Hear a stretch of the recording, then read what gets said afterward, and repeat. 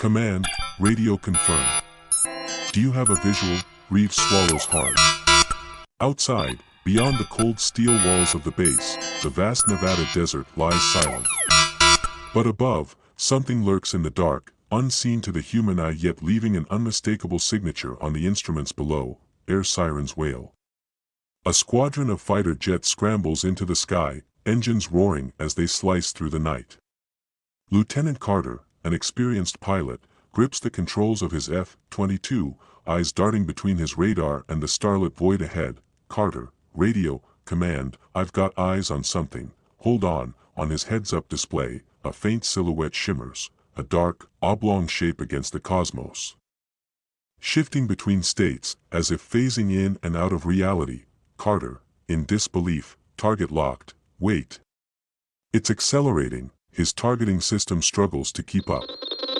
The object, previously hovering motionless, erupts into motion. Within a heartbeat, it streaks across the sky, leaving a residual glow before vanishing into the upper atmosphere. Carter exhales sharply, gripping the joystick tighter.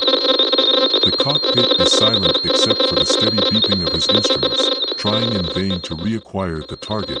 Carter, whispering, this is impossible. A vast, ink-black sky stretches endlessly over the military radar station. The hum of machines fills the dimly lit control room, where screens flicker with streams of data. The air is thick with the scent of coffee gone cold and the distant murmur of radio chatter. Captain Reeves, a battle-worn Air Force operator, sits hunched over his console, eyes scanning the sweeping arcs of his radar screen. Suddenly, a single blip emerges, small, faint, but moving with unnatural precision. It flickers erratically, defying the predictable paths of aircraft, meteorological phenomena, or even military drones. Reeves, muttering, no way, his fingers tighten around a nearby pen, heartbeat quickening. The blip moves in zigzagging bursts, pausing as if studying something, then darting at impossible angles, vanishing, and reappearing miles away in an instant. Reeves, what the hell is that? A bead of sweat rolls down his temple. His hands move on instinct, flipping switches, adjusting dials, trying to confirm what his eyes refuse to believe. He presses the intercom button, his voice sharp, controlled. Reeves, command, we have an unidentified aerial phenomenon. Object moving at speeds beyond conventional aircraft. This thing isn't just fast, it's vanishing and reappearing. The secret briefing, a secure conference room deep within the Pentagon. The air is heavy with tension, the fluorescent lights casting a sterile glow over the polished oak table. A classified folder, stamped in bold red letters, top secret, Project Blue Book, unreleased reports, rests in the center like a silent accusation. General Hawthorne, a hardened military strategist with sharp, unreadable eyes, leans forward, fingers interlaced. Across from him sits Agent Callahan, a seasoned intelligence officer with a reputation for unearthing the truth no matter the cost. To his right, Dr. Evans, a physicist specializing in experimental propulsion, flips through the contents of the folder. General Hawthorne, stern, we all saw it. This is beyond classified. He gestures toward a large monitor where grainy footage plays, the encounter from earlier. The radar data is erratic, filled with anomalies. Flight paths that should be impossible. An object appearing and disappearing at will.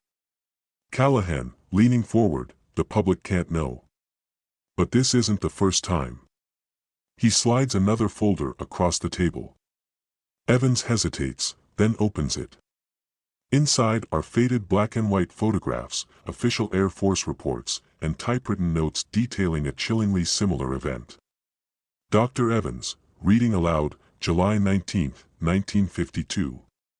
Washington, D.C. Multiple unidentified targets moving at incredible speeds.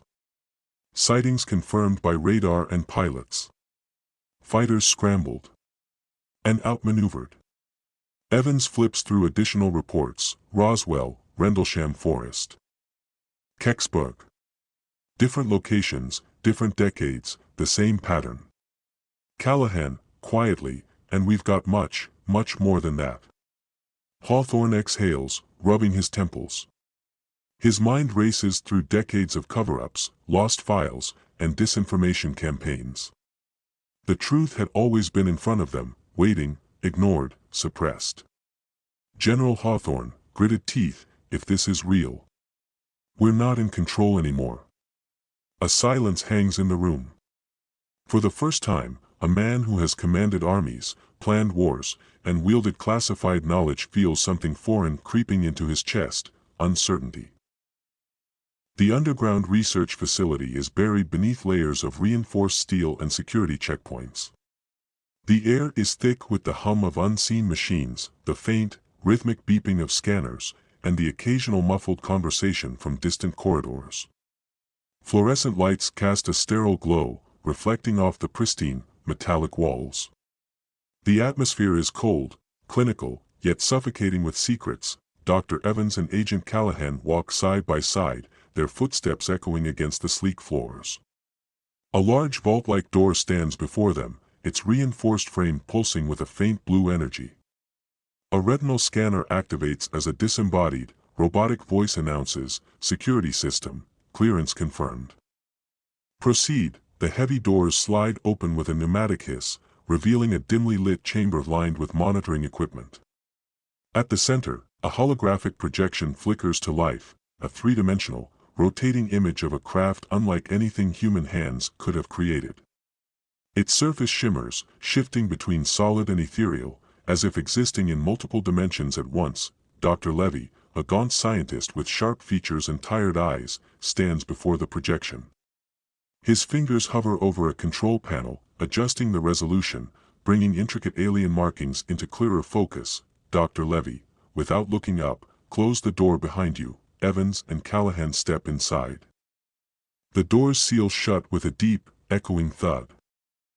Dr. Levy, gesturing toward the hologram, "This is not from Earth." The room falls silent, save for the gentle hum of the projection. Evans steps closer, his eyes scanning the craft's impossible design, smooth curves, no visible seams, no propulsion system that fits any known principle of aerodynamics. Evans, voice barely above a whisper, "What is it made of?" Dr. Levy, grimly, "That's the problem. We don't know." He presses a button, and another projection materializes beside the craft, microscopic scans of its surface. The images show an intricate lattice of atoms, arranged in a way that defies known physics. Dr. Levy, "We've analyzed the material. It's unlike anything on the periodic table. It resists all forms of energy we've exposed it to.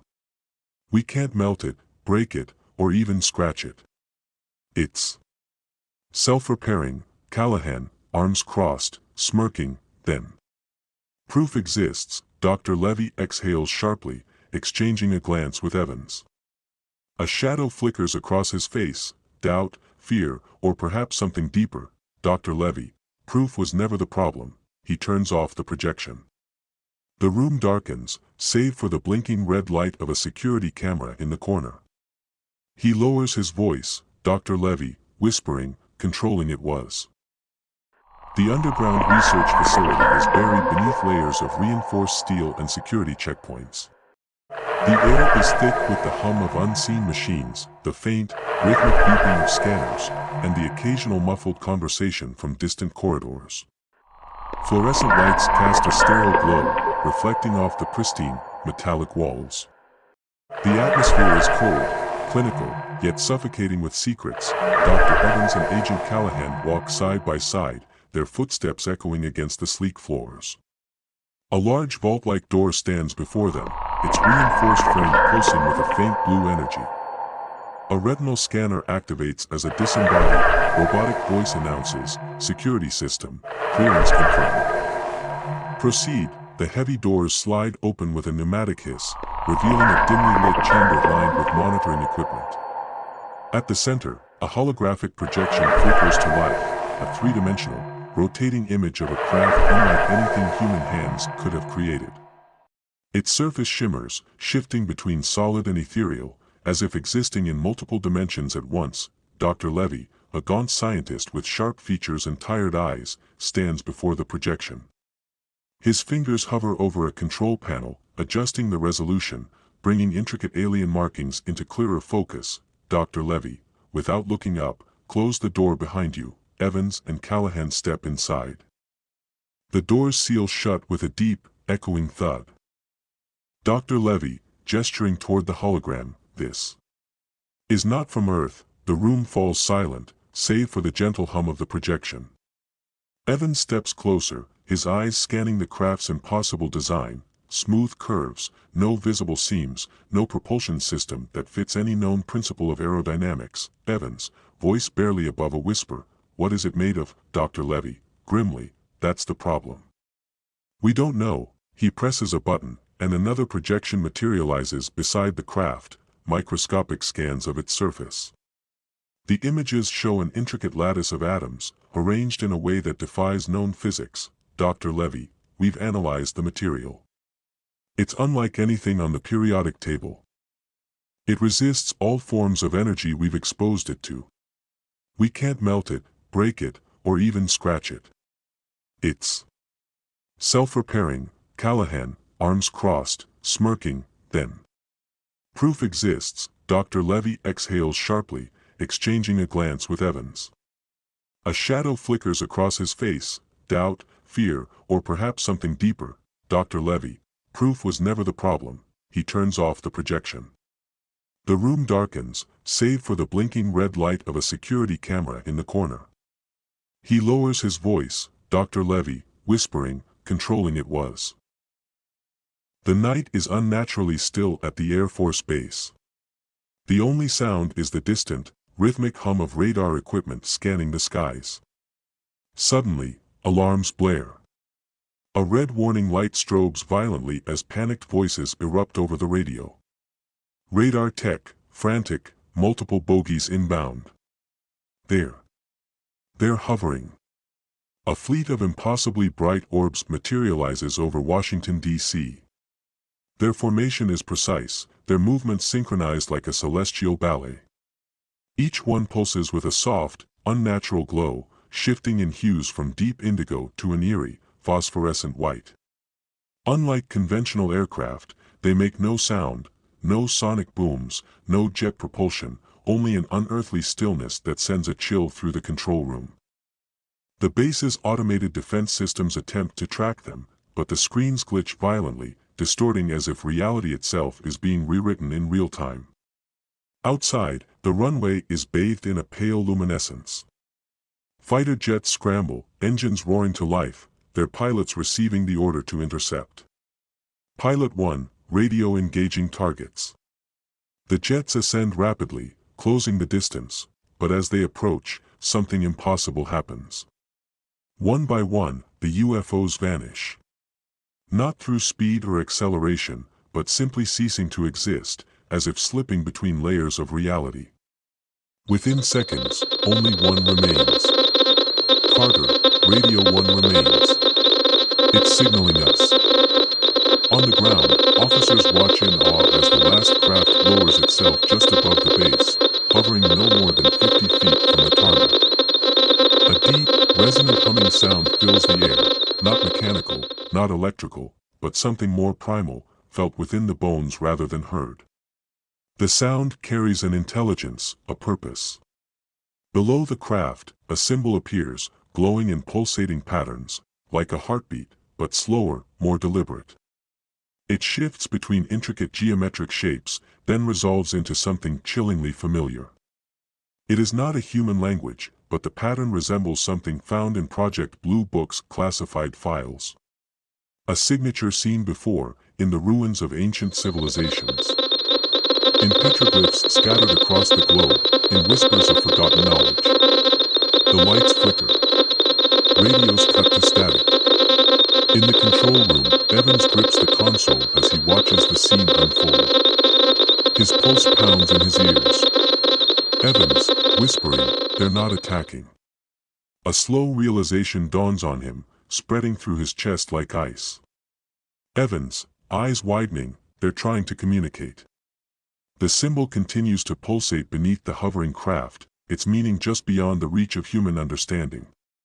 And then, without warning, it shifts into something else, something new.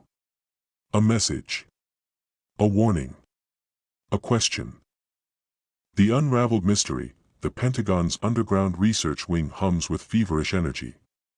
Scientists, analysts, and cryptographers swarm around a central examination table, where the alien device hovers inches above the surface, pulsating like a living thing. It refuses to be opened. It allows no intrusion, no dissection, but it speaks. Not with sound, not with words, but with images. Every time a human hand comes near it, the device reacts, projecting fleeting glimpses of something vast, ancient, incomprehensible. And then, without warning, the projections become clear. The chamber darkens. A holographic image, not human technology, erupts from the device, stretching across the walls and ceiling. What it reveals is not a message, but a revelation. A spiral galaxy, teeming with civilizations, not one, not two, but thousands, interwoven through time and space. Planets terraformed. Stars harnessed. Knowledge spanning eons, recorded in ways the human mind cannot fully grasp. Structures that predate Earth, ancient celestial stations orbiting dying suns. And then, Earth. Its position is marked within the fabric of the greater whole. Not as an isolated world. Not as an anomaly. But as something known. Expected. Watched. Evans steps forward, his face illuminated by the cosmic display, his breath stolen by the sheer immensity of what he is witnessing. Evans, whispering, "We were never alone." Across the room, Callahan leans against the wall, arms crossed, watching the unfolding revelation with an expression unreadable. He exhales, turning toward General Hawthorne, who remains rigid. His features darkened with thought. Callahan, dryly, "So, General, what do we do with real proof?" Hawthorne remains silent. The light from the holograph flickers over his weathered face. He knows the answer. But the weight of it presses down on him like an unstoppable force. He exhales, his voice quieter than before, more measured. "General Hawthorne, that we keep watching the skies." The projection shifts. Beyond the Milky Way, something moves, something vast, obscured in cosmic shadow, something approaching. And for the first time in human history, they understand the true magnitude of what's to come. A new era, the air outside the Pentagon is thick with the weight of what has just transpired. The night sky stretches vast and endless above them, its obsidian canvas speckled with indifferent stars. A faint haze lingers near the horizon, remnants of city lights diffused by the atmosphere. But the two men standing beneath it, Dr. Evans and Agent Callahan, are not looking at the city. Their eyes are fixed on the sky, searching for something they now know is there. The world around them hums with its usual noises, the distant wail of sirens, the low rumble of aircraft from a nearby airbase, the occasional rustle of leaves caught in the wind. But despite the mundane sounds, there is something different about this night. Something unspoken, but felt. The weight of knowledge. The unsettling realization that the world they thought they knew has changed, or perhaps, it was never as they thought. Then, a glimmer, a streak of light, faint but deliberate. Not a shooting star. Not a satellite. It moves against the natural rhythm of celestial bodies, its path too precise, too controlled. It is there, and then, it isn't. Gone in the blink of an eye, yet leaving behind the distinct sensation of being watched. Evans narrows his eyes, his breath visible in the cool night air. His mind races with 1,000 questions, each one more terrifying than the last. But one lingers above all, an ancient, primal fear: what happens next? Evans, quietly, almost to himself, "Do you think they'll come back?" Callahan exhales slowly, the tip of his cigarette glowing faintly as he takes a drag.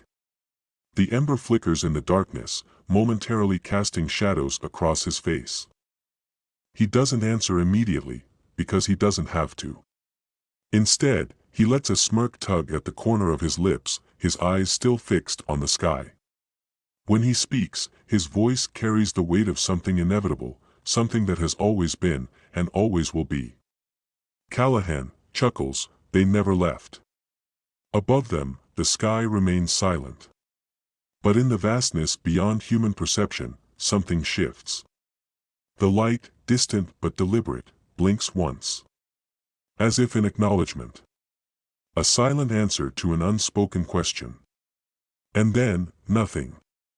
The night returns to its quiet, indifferent state. But the men standing beneath it know the truth, nothing will ever be the same again.